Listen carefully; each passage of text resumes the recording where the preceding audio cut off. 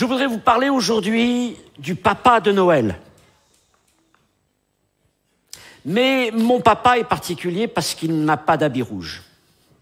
Il n'a pas de grande barbe blanche et il n'a pas de hotte dans son dos. Mais le papa de Noël dont je vais vous parler, c'est le véritable papa de Noël. Et il est jeune et il habite un village en Israël, dans la contrée de la Galilée, le village de Nazareth. Et ce matin, nous allons donc parler de ce papa de Noël qui s'appelle Joseph. Alors d'habitude, quand nous parlons de Noël, de la nativité, ce que nous faisons chaque année, parce que c'est tellement de beaux textes à repasser sur nos cœurs, nous retrouvons là autour de cette mangeoire et nous voyons toute la famille réunie, les bergers, et puis après les mages qui viendront, les anges qui célèbrent la gloire du Seigneur. Et on va parler beaucoup des bergers, des mages, on parle de Marie, de Jésus, mais souvent le personnage qu'on néglige le plus, c'est Joseph. On a l'impression qu'il est un peu en arrière-plan, qu'il est là un peu comme une pièce rapportée. Mais rien n'est plus faux. Parce que si Jésus a été conçu par la puissance du Saint-Esprit dans le ventre de Marie, ça ne voulait pas dire pour autant que Dieu voulait que Jésus grandisse sans un papa sur cette terre. Et pour cela, Dieu n'a pas choisi un homme puissant, un homme riche, un homme célèbre, mais il a choisi un homme avec un cœur droit, humble et bon. Et ce matin, c'est une grande joie de parler de Joseph. Je crois que c'est un message qui va parler bien sûr au cœur des papas, au cœur de tous les hommes. Je crois que c'est aussi un message qui fera du bien au cœur des mamans qui sont là.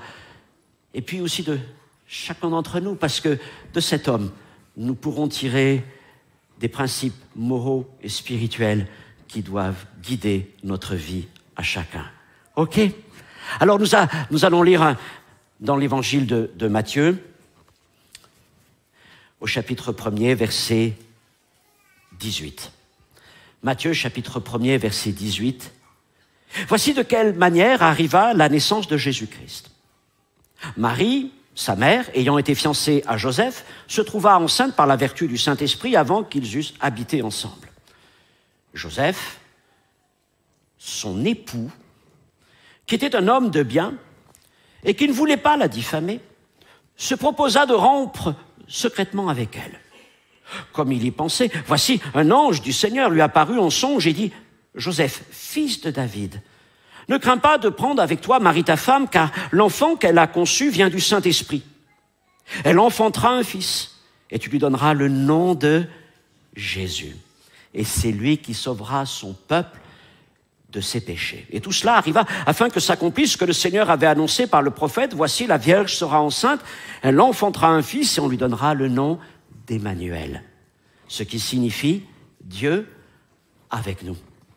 Joseph s'étant réveillé, fit ce que l'ange du Seigneur lui avait ordonné, et il prit sa femme avec lui. Mais il ne la connut point jusqu'à ce qu'elle eût enfanté un fils auquel il donna le nom de Jésus. Seigneur, ce matin nous ouvrons encore l'Évangile et nous revenons vers ces textes que nous connaissons, que nous aimons et qui pour certains ont bercé notre vie depuis notre enfance. Et Seigneur, je te prie de me permettre de prêcher simplement ta parole. Car Seigneur, à travers l'histoire de cet homme, de ce véritable papa de la nativité, il y a là aussi un témoignage, le témoignage d'un homme fidèle, le témoignage d'un homme selon le cœur de Dieu, un témoignage qui nous inspire. Permets-moi de prêcher ta parole sans retrancher, sans ajouter, sans déformer. Sers-toi de moi, Seigneur, afin de bénir tous ceux qui écoutent ce message. Amen. Joseph. Joseph est certainement un homme pieux.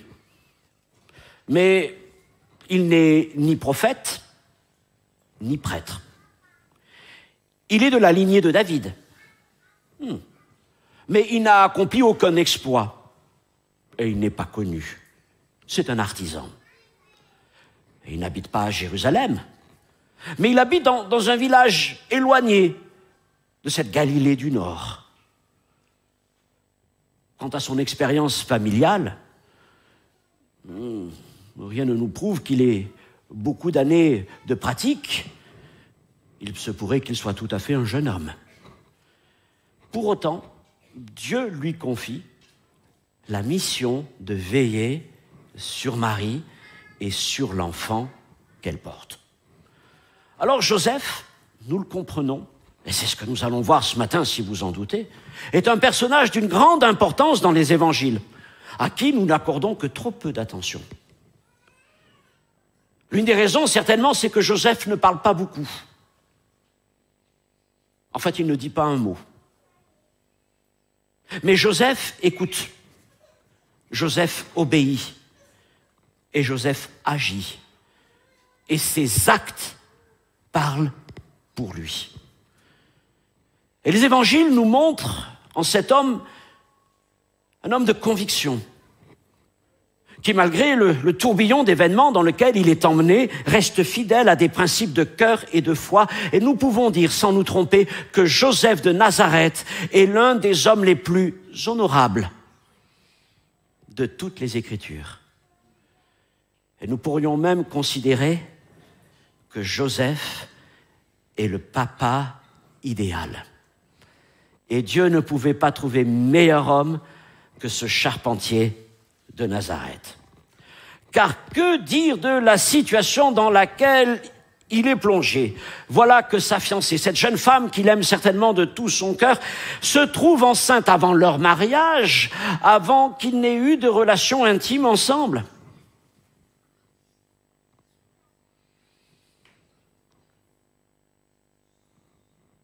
Comment aurions-nous agi à sa place? Et si Joseph n'avait pas obéi à Dieu, et si Joseph s'était laissé emporter par toutes sortes de sentiments, c'est sûr que Noël aurait pris une autre tournure.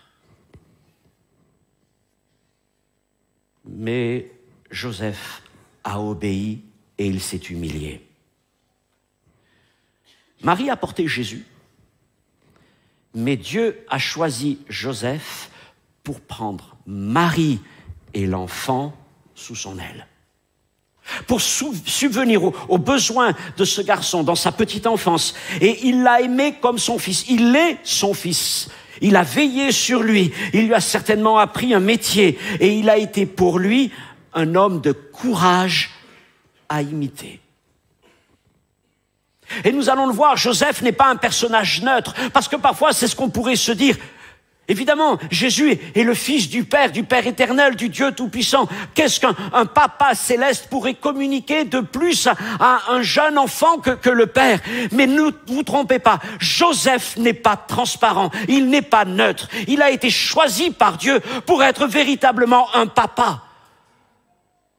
Pas un papa factice, mais un véritable Père sur cette terre. Et un homme qui a eu une grande influence sur Jésus. Maintenant, en dehors des deux récits de la Nativité, celui de Matthieu et de Luc, et de quelques épisodes de l'enfance de Jésus, d'autres mentions le concernant, eh bien, une grande partie de la vie de cet homme reste un mystère. Pour autant, avec ce qui est écrit, nous pouvons tirer de son exemple des leçons spirituelles pour nous encourager les uns les autres. Et nous allons essayer de répondre ce matin à cette question. Pourquoi donc Dieu a-t-il choisi un homme comme Joseph?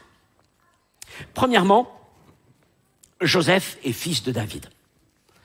Et j'aimerais vous faire remarquer, nous l'avons lu tout à l'heure, que c'est de cette manière que l'ange, lui apparaissant dans un songe, lui parle. Voilà comment il l'interpelle. Il ne l'appelle pas Joseph, fils de Jacob. Nous voyons dans sa généalogie que c'est ainsi que s'appelait son papa de chair, Jacob. Non, il l'appelle Joseph, fils de David. Et il y a là un message prophétique important. Tu es fils de David, Joseph. Et si vous regardez le début de l'évangile de Matthieu, vous voyez qu'il commence par une généalogie. Il est écrit généalogie de Jésus-Christ, fils de David, fils d'Abraham. Et dans toute cette généalogie, il y a une succession de noms, d'hommes et de femmes, tout aussi prestigieux les uns que les autres. Mais je voudrais attirer votre attention sur ce fait que cette généalogie, c'est avant tout la généalogie de Joseph. Elle ne devient la généalogie de Jésus que parce que Joseph l'adopte. Mais tous ces hommes et ces femmes dont il est question là, ce sont véritablement les ancêtres de Joseph. Des héros de la foi, des hommes, des femmes qui ont accompli des prodiges, des choses extraordinaires, dont Israël se souvient encore. Et l'ange est en train de dire à Joseph, tu es de cette lignée-là, tu es de cette lignée royale. Joseph, tu es bien un fils de David. Et certainement, tout comme Marie, tout comme tous les cousins que Joseph et Marie pouvaient avoir dans cette grande famille de David, il y avait la connaissance de cette promesse messianique. Il y avait la connaissance de ce qu'un jour Dieu susciterait un puissant sauveur, un puissant libérateur à Israël et aux nations, et qui serait un fils de David. Bien des siècles auparavant, le prophète Nathan était allé trouver David et lui avait dit ceci, 1 Samuel 7, 12, 13, « Quand tes jours seront accomplis et que tu seras couché avec tes pères, j'élèverai ta postérité après toi, et celui qui sera sorti de tes entrailles, et j'affermirai son règne. Ce sera lui qui bâtira une maison à mon nom, et j'affermirai pour toujours le trône de son royaume. » Et même s'il existe, un décalage entre la situation sociale, économique de Joseph, il est un artisan.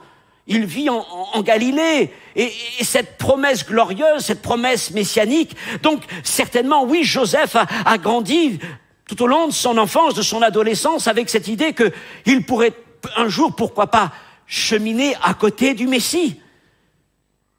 Ce Messie pourrait être peut-être un de ses cousins, un de ses proches, et il cultivait certainement cela dans son cœur, comme nous pouvons nous aussi cultiver les promesses du Seigneur. Et Dieu nous dit, peut-être pas, nous dit certainement pas que nous sommes un tel ou un tel fils de David, mais il nous dit quelque chose de plus glorieux. Nous sommes fils de Dieu en Jésus-Christ.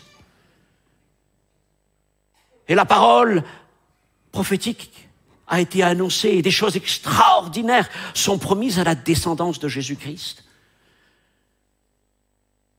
Et nous cheminons avec ces choses dans nos cœurs, peut-être un appel, un désir de servir Dieu, une promesse qui est là. Et en même temps, nous disons, mais Seigneur, vois ma situation sociale, ma situation économique. Seigneur, qui suis-je? Regarde où je vis, regarde comment je vis.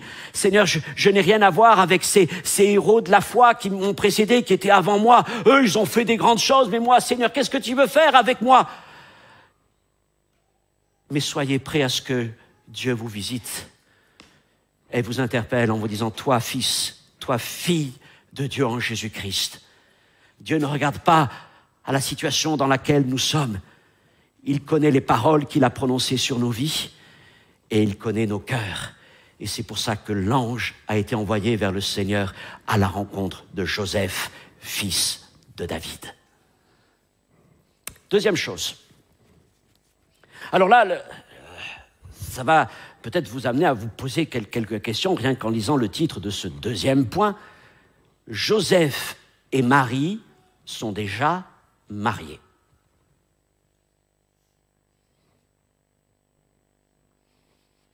Joseph et Marie sont déjà mariés.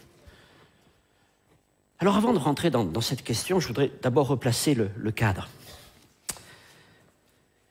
Si Jésus a été conçu d'une manière surnaturelle dans le ventre virginal de Marie, et Marie était vierge au moment de la conception de Jésus, il n'y a pas eu d'intervention de l'homme, il n'empêche que Dieu n'a pas voulu que Jésus grandisse sans papa sur la terre. Et il a placé Jésus au sein d'un foyer, du couple, d'une famille pieuse et stable. Et je voudrais vous dire que Joseph, c'est pas le copain de Marie. C'est pas le petit ami de Marie. C'est pas le flirt de Marie. Ou vice-versa. Non, Joseph est l'époux, le mari de Marie, car l'un et l'autre sont déjà mariés. Vous allez me dire, mais la Bible dit qu'ils sont fiancés. Dans certains passages, oui, mais revenons à ce que l'ange dit. Enfin, c'est pas l'ange, c'est le verset précédent, c'est l'évangéliste. Vous avez vu au verset 19 ce qui est écrit? Il n'est pas écrit Joseph, le petit ami de Marie. Non, il est écrit quoi? Joseph, son époux. Joseph, son mari. C'est déjà écrit à ce moment-là. Avant même que Joseph n'ait la visitation de l'ange, il est déjà connu pour être l'époux de Marie. Alors, pour comprendre ces choses-là, il faut nous replacer dans le contexte culturel de l'époque et de nous arrêter quelques instants sur ce que représentaient les fiançailles dans cette période-là.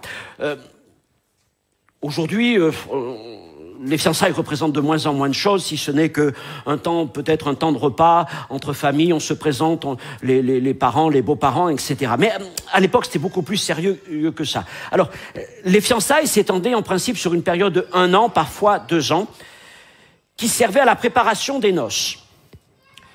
D'un côté, le futur époux se devait de préparer la maison. C'était lui qui avait la charge. Il préparait la maison, le lieu d'habitation. De l'autre côté, l'épouse, elle, préparait tout le trousseau, tout ce qui serait nécessaire. Et pendant cette période, vraiment, il se consacrait à ça. Et je sais qu'il y en a beaucoup, parce qu'il y en a beaucoup de couples qui vont se marier là pendant la saison. Je les compte plus tellement il y en a dans l'église. Mais je sais qu'ils font aussi les choses sérieusement, parce que le jeune couple chrétien, les fiancés chrétiens, sont pas là simplement pour se regarder dans le blanc des yeux ou le bleu des yeux, mais ils sont là pour préparer leur avenir. C'est pas simplement une période romantique, les fiançailles, c'est une période de préparation. Vous en êtes convaincus? On apprend après, on échange, on discute, on va parler des choses parfois un peu difficiles. Qu'est-ce que tu préfères, un chien ou un chat? Un chien, j'entends beaucoup de chiens, c'est bien. Mais vaut mieux avoir parlé du nombre d'enfants avant qu'après. Est-ce qu'on va habiter chez belle-maman? Bon, voilà. Non, mais on est conscient qu'il y a des choses qui doivent être discutées avant le mariage. Voilà, c'est important tout cela. Ça évite bien des problèmes par la suite.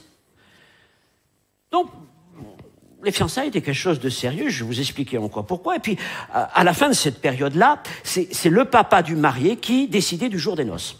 C'est-à-dire que lorsqu'il voyait que tout était prêt, la maison est prête, il disait, ok, maintenant, voilà, le repas est prêt, parce que la préparation du repas, ça prenait du temps, hein, parce que c'était pas un petit repas de 2-3 heures, ça prenait plusieurs jours, donc il y avait pas mal de temps de préparation. Et lorsqu'il voyait que tout était prêt, il disait à son fils, c'est bon, maintenant, on peut fixer la date, et ça sera le jour des noces. Et ce qui se passait nous est un peu décrit dans la parabole des 10 vierges, Matthieu 25. Vous la relirez si vous ne la connaissez pas, mais je suis convaincu que la plupart vous la connaissez. Vous savez que le mari, il arrive en retard, ça c'est le fait des maris. Non, d'habitude c'est le fait des dames. Mais c'est assez tard, et il est précédé de ses amis qui annoncent la venue du marié. Et vous voyez, il va y avoir tout ce cortège qui va se faire, et le mari va emmener la mariée avec les vierges qui sont là, les demoiselles d'honneur, jusque dans la maison du père pour célébrer le mariage. Et à la fin du repas des noces, bien sûr, eh bien, ils se retrouveront l'un et l'autre dans un temps d'intimité privée. Alors, il nous faut comprendre au-delà de cet aspect-là que les fiançailles à l'époque sont aussi contraignantes qu'un mariage aujourd'hui. Je ne vais pas être très romantique dans ce que je vais dire. Mais à l'époque, le mariage, c'était avant tout une question de famille. C'était pas le jeune homme et la jeune fille qui avaient un coup de foudre l'un pour l'autre. C'était deux familles, certainement peut-être du même village, ou très proches, de villages voisins, qui se retrouvaient et qui commençaient à s'entendre. Et la maman juive, particulièrement, regarder de près celle qui serait sa future belle-fille. Et ça a commencé. Alors je sais, vous allez être un peu choqués par ce que je vais dire, mais ce n'est pas du tout le même contexte. Ça a commencé vers l'âge de 8-9 ans. Les familles commençaient à se rapprocher. Puis on voyait, on grandissait comme ça. Et les fiançailles avaient lieu alors que généralement le garçon avait peut-être 14, 15, 16 ans et la fille parfois juste 12, 13 ans. C'était les fiançailles. Et c'est les parents qui arrangeaient cela. Alors les deux familles se retrouvaient, elles avaient appris à se connaître. Et puis là s'enclenchait une véritable transaction. Et notamment, il était question de dot. Parce que la jeune fille, je ne vais pas me faire bien valoir, bien regarder, était considérée comme une valeur. Ok, donc il y avait des dots. Les dots, à l'époque, étaient versées par la famille du marié à la famille de la jeune femme. Et c'était à la fois vu comme un dédommagement, mais aussi comme une épargne de protection pour la jeune fille. C'est-à-dire qu'une part de la dot que la jeune fille recevait était comme épargnée, mise de côté, au cas où son mari viendrait soit à la répudier, ce qui pouvait arriver, soit à mourir. Donc comme ça, elle avait de l'argent. D'accord ? Donc c'était aussi le principe de ces dots. Donc les dots étaient versées, on négociait tout ça, et on échangeait des vœux aussi. Et à la fin de cette négociation, un contrat a été signé. C'est-à-dire que le contrat de mariage n'était pas signé comme aujourd'hui devant l'officier d'état civil ou le maire au jour du mariage, quand il y a un contrat. Mais le contrat était signé le jour des fiançailles. Ce qui veut dire que les fiançailles avaient donc une dimension légale. Et comme il y avait eu un contrat, une négociation, des dots, des engagements, même si les deux jeunes gens ils ne vivaient pas ensemble, ils étaient déjà reconnus comme légalement mariés et seul un divorce pouvait casser les fiançailles. Vous voyez, on n'est pas du tout dans la même approche du mariage que ce que nous avons aujourd'hui. Aujourd'hui, des fiançailles, ça se fait, ça se défait. On annule tout, on rend les bagues. On va se partager les frais qui ont été engagés. Et puis on va continuer sa route en gérant ses blessures. Et c'est comme ça que parfois les choses se finissent, mais pas du tout à l'époque. Pas du tout comme ça. Il y avait donc une autre dimension et véritablement, Joseph et Marie étaient mariés.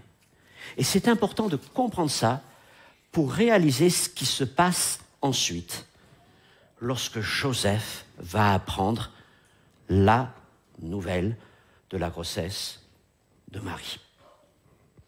Troisième point, Joseph a supporté la honte. Donc, dans les premiers temps, pour Joseph et Marie, tout se déroule comme prévu, et Joseph est donc occupé certainement à son travail, mais aussi à préparer le festin à venir et sa maison pour sa nouvelle épouse. Cependant, avant la conclusion de la période de fiançailles, il apprend donc cette terrible nouvelle. Marie est enceinte. Sa Marie est enceinte, sans même savoir comment elle l'est devenue.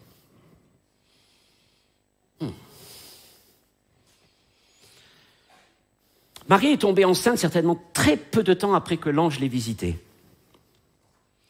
Parce que sitôt après, on le voit bien dans l'évangile de Luc, sitôt après, elle quitte la Galilée pour aller en Judée chez sa tante Élisabeth.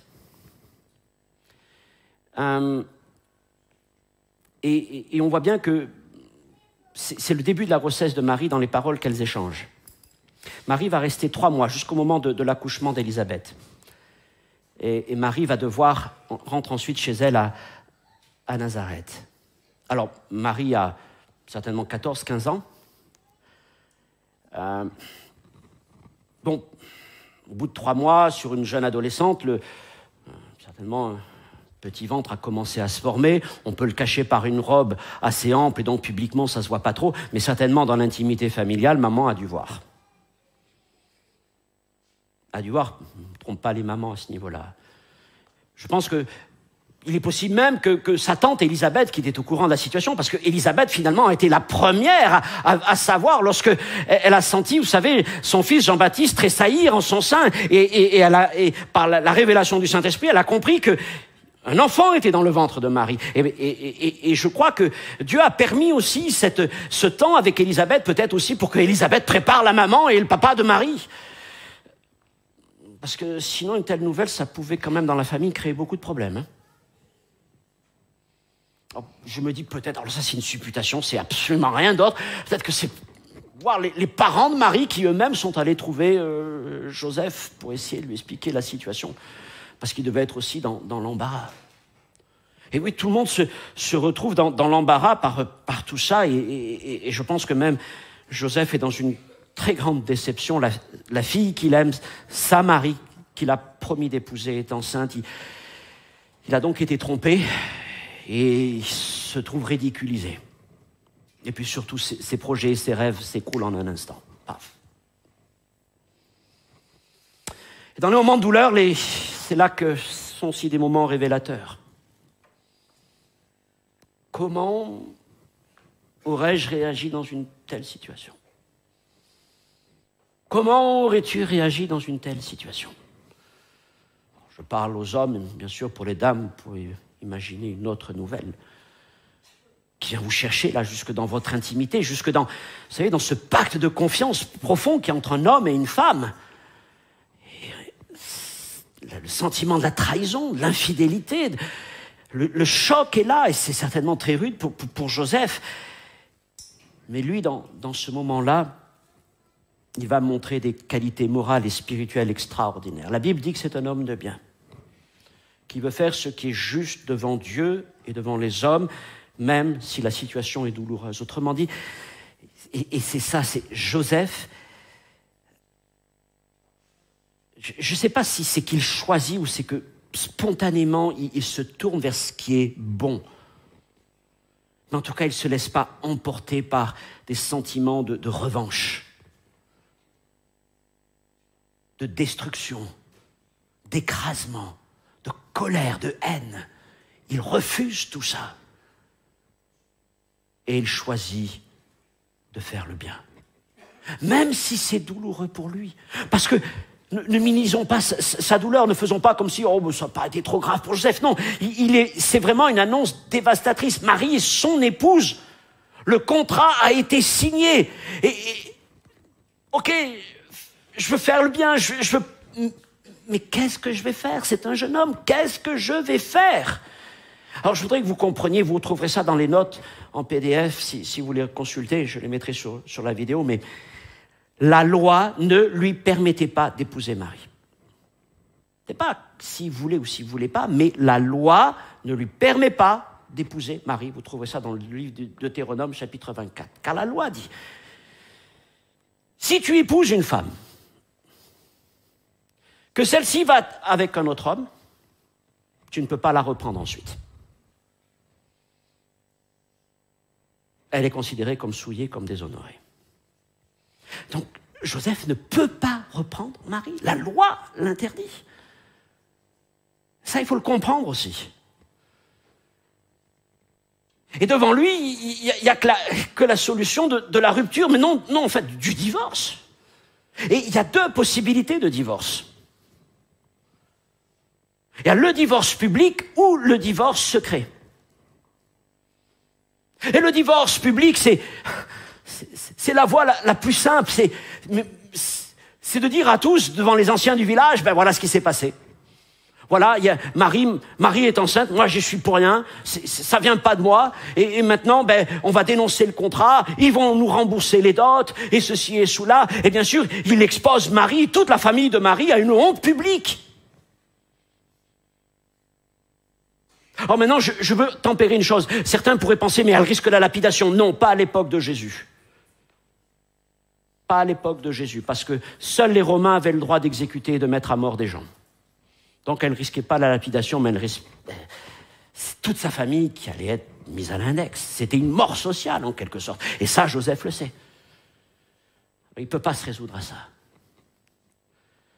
Il dit, ok, on va faire une rupture en secret. On va aller trouver les familles, on va essayer de s'arranger, et puis Marie va reprendre sa route, elle va peut-être trouver l'homme avec qui elle est partie, et puis on va avancer comme ça. Il ne cherche pas à l'exposer. Mais en même temps, il est bien conscient que s'il va dans ce chemin d'une rupture en secret,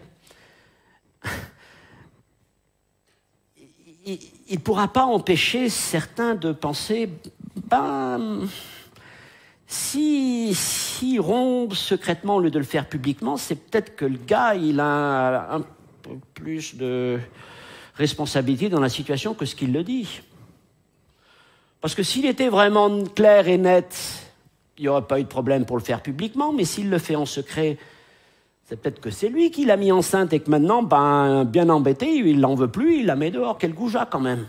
Vous savez, dans les villages en plus, pouf. Et donc, en acceptant de passer par ce secret, ça veut dire qu'il prend sur lui une part de la honte. Il se charge de la honte. Et frère et sœurs, je vais faire une parenthèse.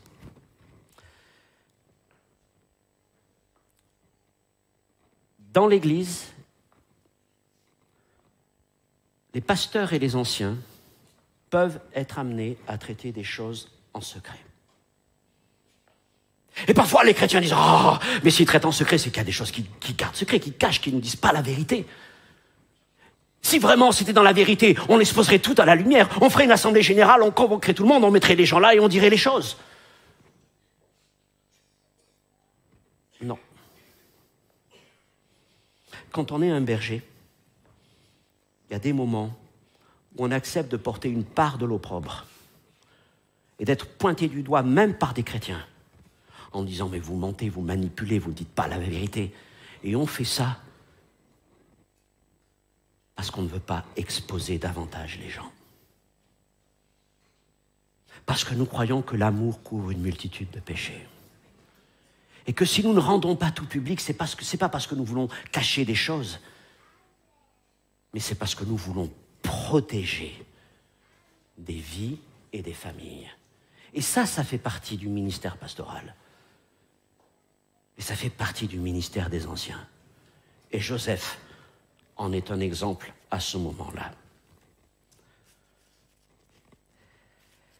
Donc Joseph est prêt à subir une part de la honte qui vient sur cette situation, mais ce qui le motive, c'est la miséricorde, c'est la bonté, même si le chagrin l'accable. Donc voilà, sa décision est prise, il en a peut-être parlé avec ses parents, ils vont aller trouver la famille de Marie, et puis dans la nuit, voilà qu'un ange le visite.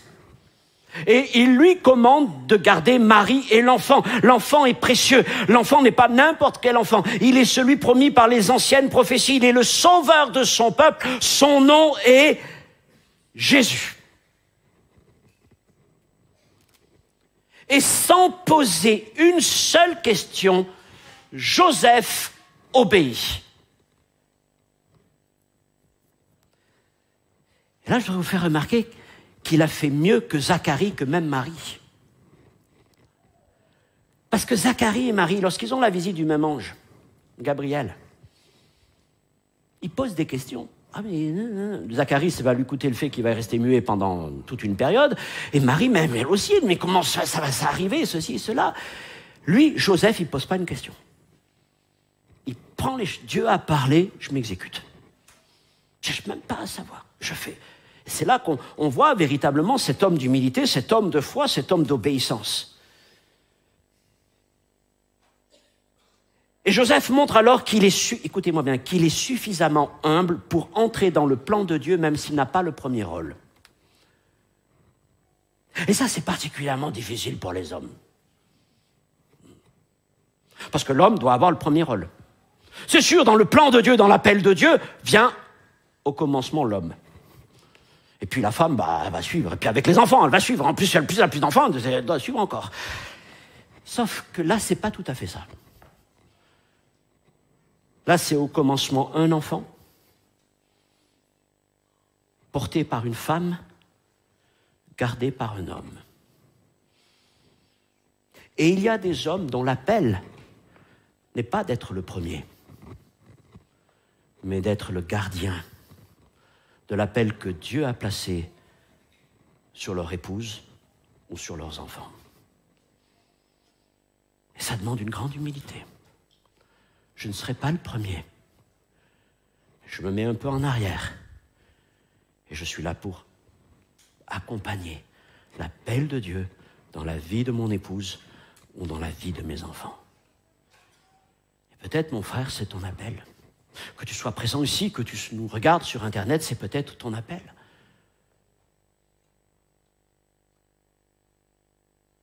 Il y a des hommes qui vont être la garde de leur épouse. Je cite un exemple plus connu que vous appréciez ou non ces prédications, peu importe, mais pensez à une femme comme Joyce Meyer. Elle est mariée. Ah bon, elle est mariée? Mais c'est qui son mari? Ben, c'est celui qui la garde. Et on pourrait prendre d'autres exemples encore comme ça. Et ils se mettent en retrait. Mais quel beau ministère! Quel beau ministère! Et c'était le ministère de Joseph. Et c'est peut-être le tien. Ne t'en détourne pas, parce que tu verras la gloire de Dieu se manifester alors. Ok, Seigneur, j'accepte ça, mais en même temps, quelle mission difficile tu me confies. Tout le monde va commencer à voir le ventre de Marie s'arrondir de plus en plus. On va poser beaucoup de questions, et tout ça. Qu'est-ce que je vais faire? Ok, je sais ce que je vais faire. Je vais prendre Marie avec moi. Je vais la mettre à la maison. Tant pis, on ne fera pas la grande fête. Il n'y aura pas la cérémonie. Il n'y aura pas le grand repas. C'est pas grave. Mais je vais la prendre à la maison. Elle est déjà sa femme, hein? Je vais la prendre à la maison. Et c'est là aussi que nous avons le témoignage d'intégrité de cet homme. C'est que tant que Marie n'eut pas accouché de Jésus, il ne s'approcha pas d'elle. Mais il respectait énormément son épouse et l'enfant. Il ne voulait surtout pas interférer dans le plan de Dieu. Quel beau témoignage aussi, n'est-ce pas? Sans que la situation ne soit la même, Joseph me rappelle le caractère d'un de ses ancêtres les plus nobles, un de ces hommes qui est marqué dans la généalogie de Matthieu 1. Pour le compte, c'est pas David. Parce que alors, si David, il y a plein d'exploits à raconter, il y a un truc sur lequel David est zéro, mais alors pointé, c'est au niveau familial. Voilà, c'est une misère totale, la vie de David au niveau familial. Vraiment pas l'exemple à suivre. Je crois que c'est plutôt le contre-exemple en tout. Mais il y a un homme qui aurait pu et qui a pu inspirer Joseph, c'est Boaz. Boaz de Bethléem, qui a étendu son aile et qui avait droit de rachat sur Ruth la Moabite.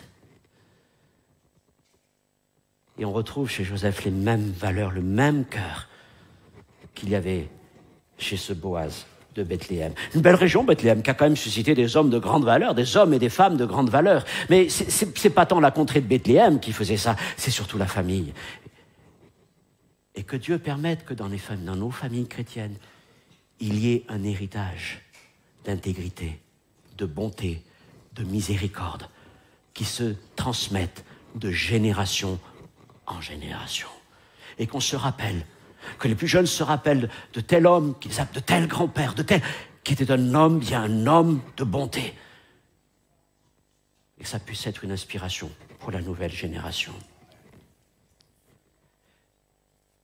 Je vous disais tout à l'heure que, et ça sera mon dernier point dans quelques instants, mais Joseph n'a pas été neutre. C'est pas le père transparent, invisible. Non, Joseph a eu vraiment une influence sur Jésus. Ils ne sont peut-être pas liés par le sang, mais ils sont très semblables et très proches. Oui, évidemment, avant tout, Jésus est le reflet du Père, l'empreinte de sa gloire, et je parle du Père éternel. mais la marque de Joseph se retrouve aussi sur Jésus. Jésus a vu en son Père sur cette terre cet homme de bien, de courage, d'humilité, de sacrifice. Et il n'a pas eu de mal à vouloir l'imiter. Que nos enfants puissent trouver en nous ces modèles-là et qu'ils aient à cœur de nous imiter. Ça, c'est une grande responsabilité pour les pères.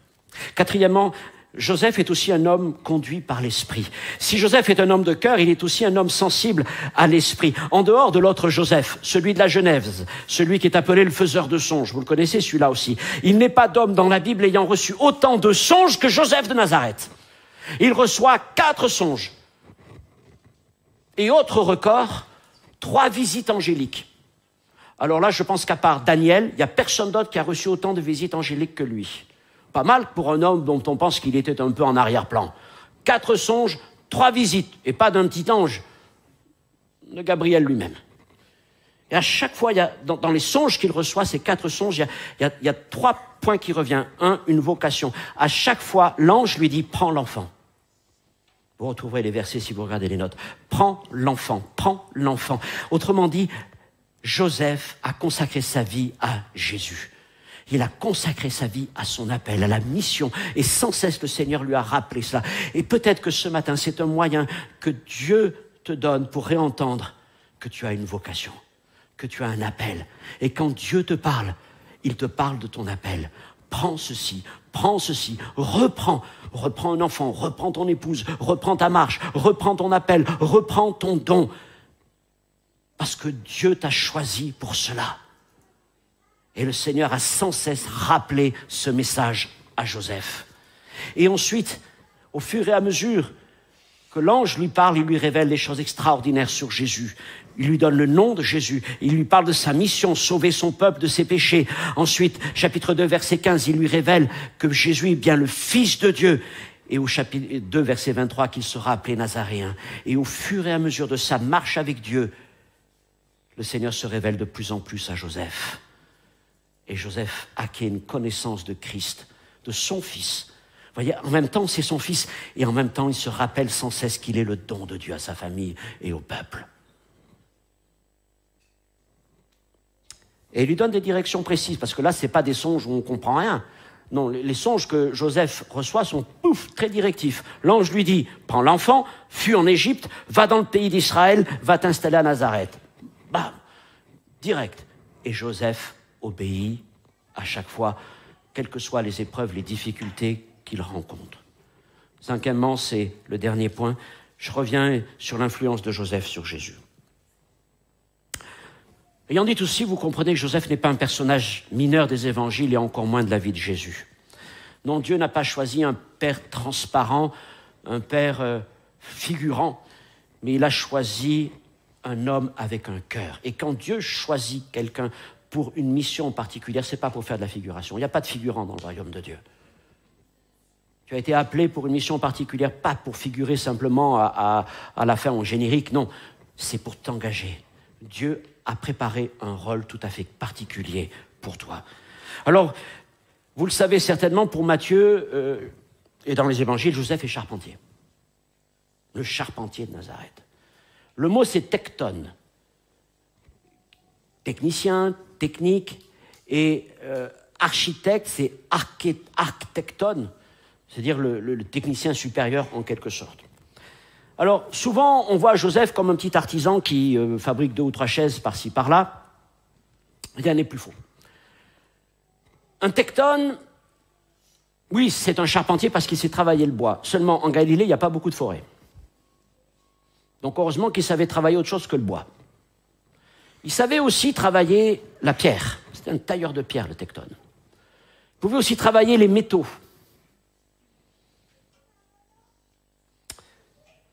Les spécialistes des textes disent en fait de Joseph qu'on peut le comparer à un personnage comme Betsalel.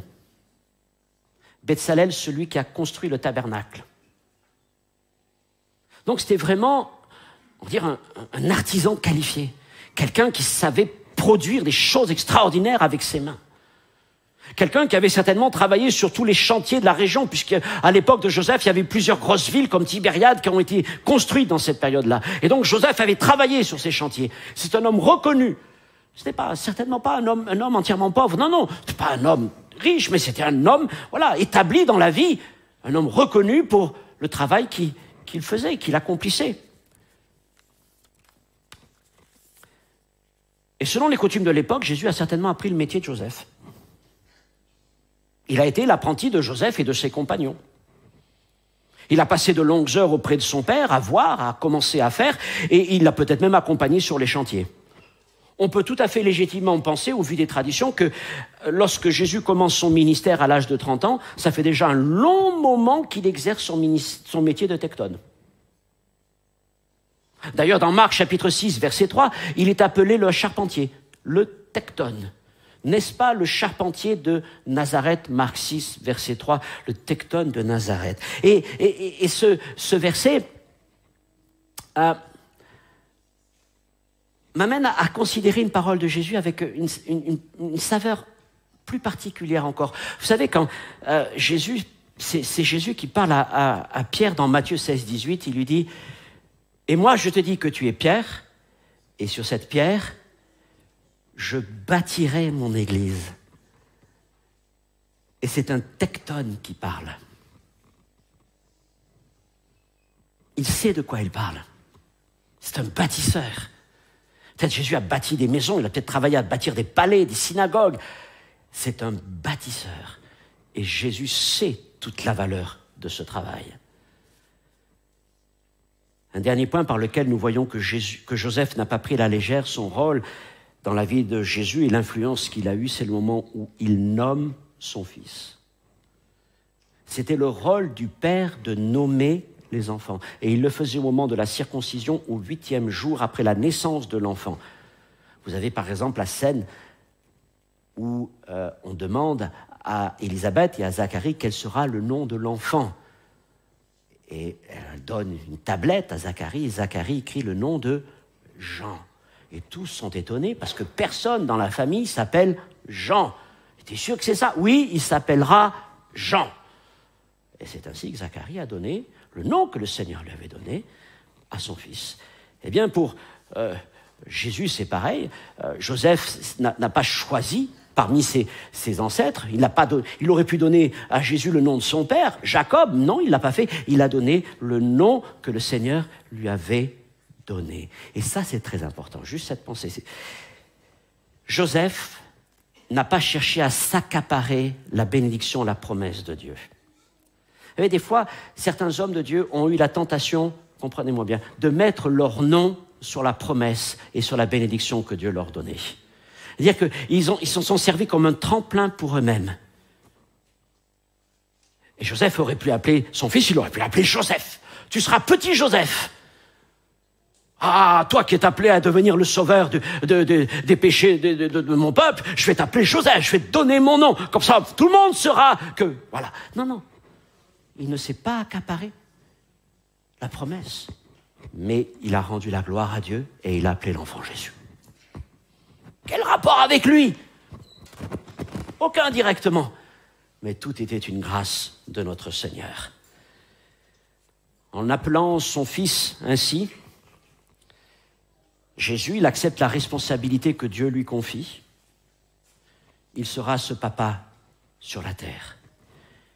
Et en plus, aux yeux de tous les gens du village, parce qu'évidemment, dans le village, tout le monde savait bien que Joseph n'était pas le père biologique de Marie.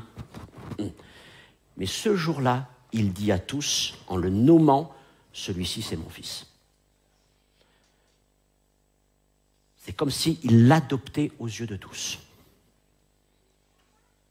C'est-à-dire que Jésus ne sera pas simplement un enfant qui grandit dans sa maison, il est son fils. Il est son héritier. Et il l'aime de tout son cœur. Et nul ne pourra contester ça. D'ailleurs, si vous regardez dans l'évangile de Jean, chapitre 1er, verset 45, il est parlé de Jésus, fils de Joseph. Avant qu'il soit connu comme fils de Dieu, il fut connu d'abord comme fils de Joseph. Et l'on retrouvait chez Jésus les qualités morales et spirituelles de Joseph.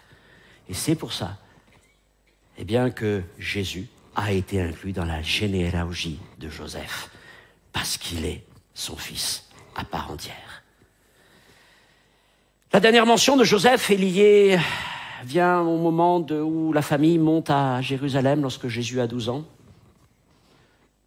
C'est le dernier moment où on voit les questions de Joseph. Après, les questions sont là. Moi aussi, je me pose la question. Je suis incapable de vous dire, parce que je ne regarde pas vers les traditions, vers les histoires, mais la parole de Dieu ne me permet pas de vous dire, voilà ce qui est arrivé à Joseph. En tout cas, quand Jésus commence son ministère à 30 ans, Joseph n'est plus là. Il ne reste plus que Marie et les autres enfants de leur union. Mais Joseph a marqué la vie de Jésus. Il a été ce repère, ce pilier. Il a été cette présence, il a été cette couverture, il a été cet homme de Dieu. Dieu. Vous savez, dans un temps où le rôle du père est remis en cause, dans notre société, on le stigmatise dans cette patriarcat. Joseph nous rappelle ce qu'est la valeur d'un père, d'un papa. C'est là un modèle pour chaque petits-enfants, mais j'espère pouvoir transmettre ça aussi à mon fils. Et vous, jeunes gens, parce qu'il y a beaucoup de papas au milieu de nous, prenez exemple sur Joseph. Voilà des hommes dont nous avons besoin dans nos maisons, dans nos familles, dans l'Église. Voilà des hommes que Dieu va élever, et certainement des hommes à qui il confiera des choses importantes. Et vous, mes sœurs, soyez comme Marie à côté de Joseph. Encouragez-les. Faites fructifier votre couple. Et à tous ceux qui ne sont pas encore mariés, vous avez là aussi des choses pour vous inspirer. Dans la bonté, la fidélité. Quelle merveilleuse famille, c'est certain. Mais je veux penser aussi, parce qu'il m'est difficile de l'ignorer, peut-être à ces mamans qui, au milieu de nous, qui nous regardent et vous dites... Soit, à côté de moi, mon mari, quelqu'un d'absent, de transparent, occupé à tant de choses. Ou alors vous dites carrément, il est parti. Ça peut être, c'est une souffrance. C'est pas que ça peut être, c'est une souffrance. Que Dieu vous soutienne, parce que je crois que Dieu est capable de combler. Mais appuyez-vous sur le Seigneur. En tout cas, voilà le modèle que Dieu nous donne. Et c'est ce modèle que nous voulons enseigner, prêcher à tous nos jeunes gens, pour que vous puissiez vivre à fond le plan de Dieu. Et pour finir sur notre Joseph, nous disons que Dieu ne s'est pas trompé en le choisissant pour être le père adoptif de Jésus, tout comme il ne se trompe pas lorsqu'il t'appelle. Tu pourrais dire, mais regarde où je suis, qu'est-ce que je suis moi? Qu'est-ce que je suis? Dieu te dit, tu es mon fils, tu es ma fille.